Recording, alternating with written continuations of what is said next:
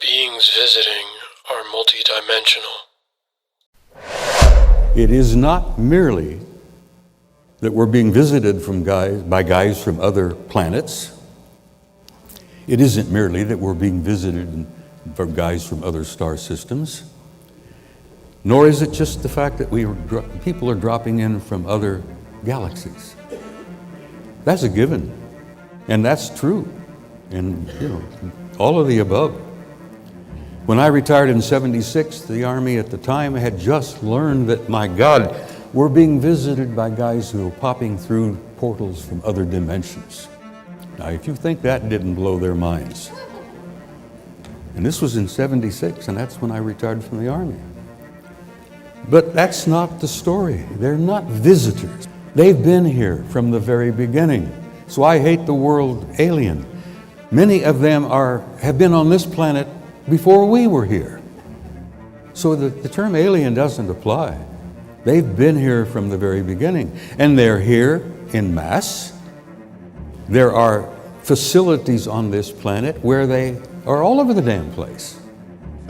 Has the U.S. government become aware of actual evidence of extraterrestrial, otherwise unexplained forms of intelligence? And if so, when do you think this first occurred? I like to use the term non-human. I don't like to denote origin. Keeps the aperture open, both scientifically. Right. Certainly, like I've discussed publicly previously, 1930s. And then in terms of multidimensionality, that kind of thing, the framework that I'm familiar with, for example, is something called the holographic principle.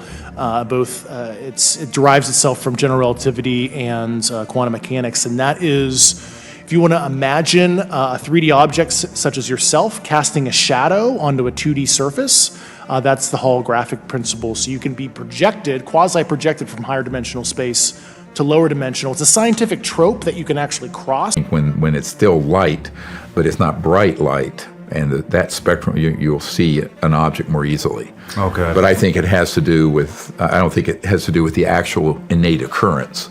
I think it has to do with what we can see. What we can see with these things. Okay. Are ours. Yeah. That makes a lot of sense.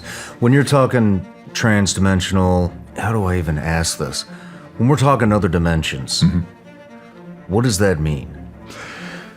Well, the universe, let's call it the cosmos, it's described by astrophysicists as sort of this 3D thing. Now, if you look at quantum entanglement and the concepts of the universe being a holographic conscious entity, which it is, then you start talking about not just material, but you're also talking about other dimensions that are at refined levels of frequencies and vibration. So the speed of light, the speed of electrons, atoms, what have you, all of that would pertain to what we call the 3D, three-dimensional. If you were to cross over that in frequencies, and this is, again, where you start getting into some very strange WSFM, like I mentioned, phenomenon, then you're talking about other embedded dimensions, but it's not like it's some distant place, it's folded within. So, a hologram, if you look at a hologram of Marilyn Monroe with her dress blowing up, like that, if you were to just zoom in on one little piece of that dress on the edge of her skirt, and zoom in on it, the entire image would be in there, and zoom in again, it's holographic. So you have to kind of get your mind around the cosmos is this conscious quantum hologram. And so there are many, many, many dimensions, not just this plane of 3 dimension, that is all enfolded within it. So a lot of the confusion happens where everything like something weird, like a poltergeist event, will be conflated with something extraterrestrial. Well, it isn't. The confusion comes in is that if you're an interstellar capable civilization, which means you're going from point A in the cosmos to here, B, it's like if this were a piece of paper, you're not going a straight line across the paper, you're folding the paper, being space-time. Okay. And so these 2 points are here. I'm enlightened now. And so, but in the process of doing that, this sort of bending and altering space-time, you then bump up against and cross these other dimensions.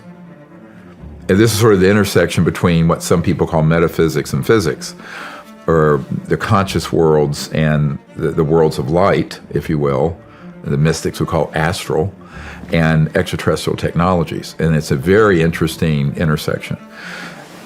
I find that the most interesting part of this whole subject, but it quickly, you have to be, you go in the crazy town way too quickly with a lot of people out there who don't know enough to talk about it intelligently, in my opinion.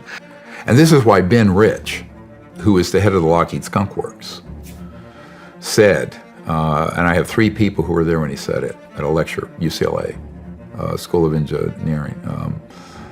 And he said, this is in, I believe, 1995. He was at the end of his career.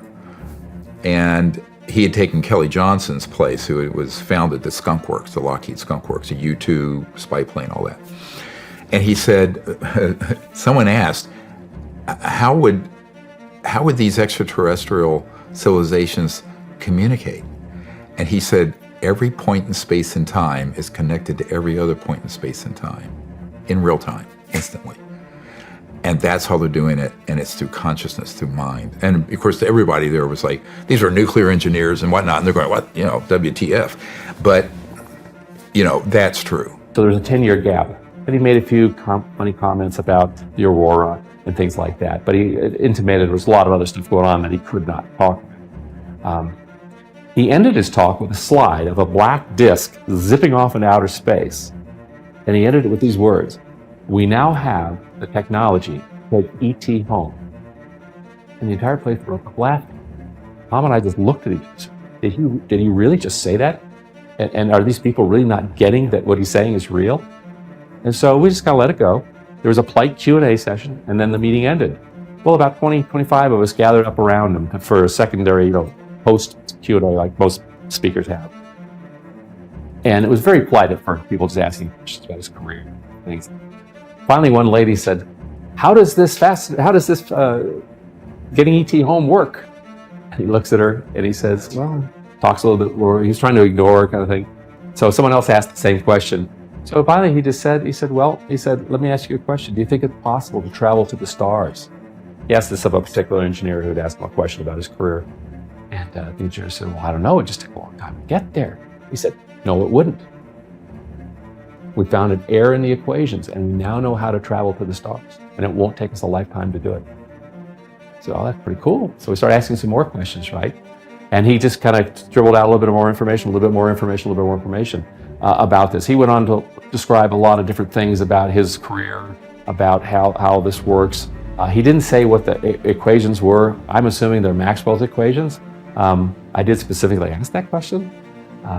But when it all wound up, he turned around and said, I've got to go now, started to walk out of the room. Now we're down to about 5 or 6 people at that point, because most people had dribbled away.